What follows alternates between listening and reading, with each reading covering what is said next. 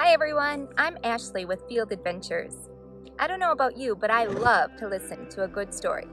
And today we have an author with us to read one of her favorite books.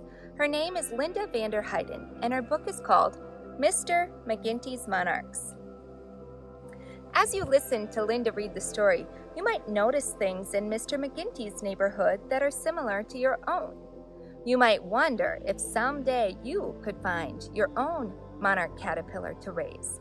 Or maybe a certain furry creature might remind you of a pet you like to go exploring with. All right, settle in and get ready for today's story adventure. Hi, I'm Linda Vander Heyden, and this is my friend Grace.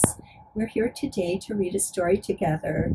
I'm an author of children's picture books. This is the first one I wrote, called Mr. McGinty's Monarchs, by Linda Vander Heyden and illustrated by Eileen Ryan Ewan. Ready, Grace? Okay, let's read. Mr. McGinty's Monarchs.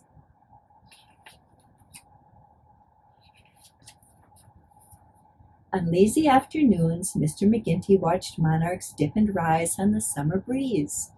With his magnifying glass, he studied them, sipping sweet nectar from the flowers. And when Mr. McGinty and Sophie went for long walks, he marveled as monarchs flitted and fluttered from milkweed to milkweed, laying eggs. Milkweed's the only plant a monarch uses to lay its eggs, he told Sophie. When the eggs hatch, the caterpillars feed on the leaves. What do you think of that? Sophie's tail thump, thump, thumped. Summer slipped by quickly. One morning, Mr. McGinty awoke with Sophie's warm breath on his face. Come on, girl, let's check on the monarchs. When they reached the stretch of road where the milkweed grew thick, Mr. McGinty's shoulders drooped. His lower lip trembled. All the beautiful plants lay on the ground. Mr. McGinty examined the cut stems. Monarch caterpillars clung to the drying milkweed. Some stretched their striped bodies, searching for a place to climb.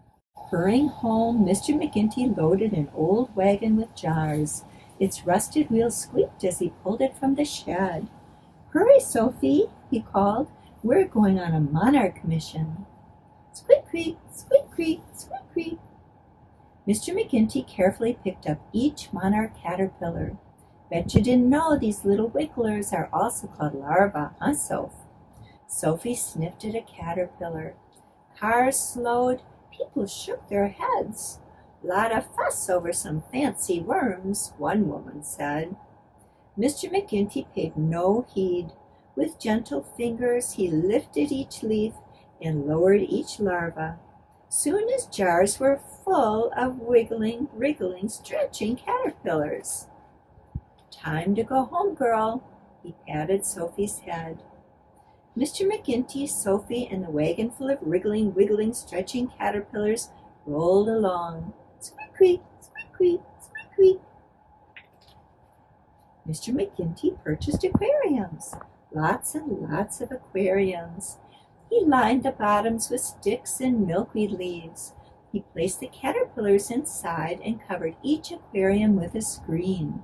Stroking Sophie's ears, he watched the caterpillars feast on fresh leaves. Mr. McGinty slumped into his chair. How will we ever take care of all these caterpillars, Sophie? They'll need fresh milkweed leaves every day.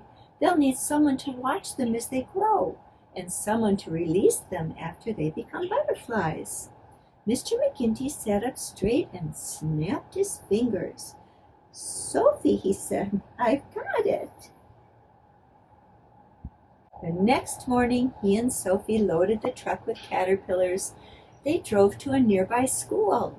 Mr. McGinty taught the children about the life cycle of monarchs, from eggs to caterpillars to chrysalises to butterflies. When these caterpillars become butterflies, he said, they'll migrate.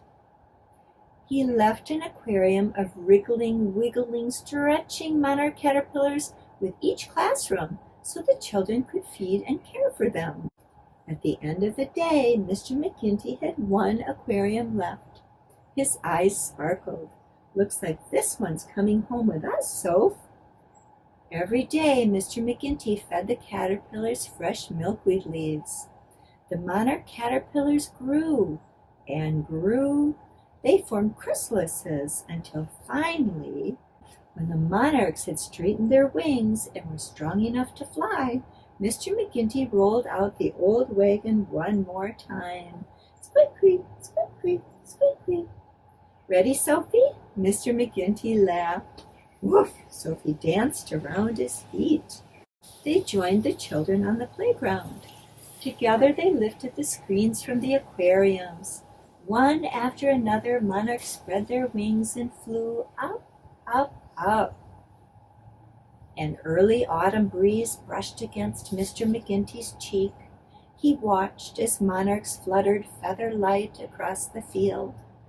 They have a long way to go, said Mr. McGinty, but they'll be back. Sophie licked him on the nose. And we'll be here to welcome them home. And there they go. Did you like that story, Gracie? I hope you liked the story too, and I hope that maybe this story inspired you to go out and take some walks and check out your own backyard, see if you can find some monarch caterpillars and maybe even decide to raise one to become a beautiful monarch butterfly. Thank you so much for joining us. Goodbye. Linda, thank you so much for sharing that wonderful story with all of us. Wow, I don't know about you, but I sure learned a lot about the life cycle of a monarch butterfly. Has anyone noticed any butterflies or caterpillars around their neighborhood this summer? In the book, Mr. McGinty, his dog Sophie, and the school children were so kind and helpful to the monarch caterpillars and butterflies. It makes me wonder if any monarchs in my neighborhood need caring for too. Well, I better let you go so you can start exploring. You can explore more nature-based activities and information at eekwi.org. Thank you for joining Story Adventures, where the story is just the beginning of your own adventure. See you next time.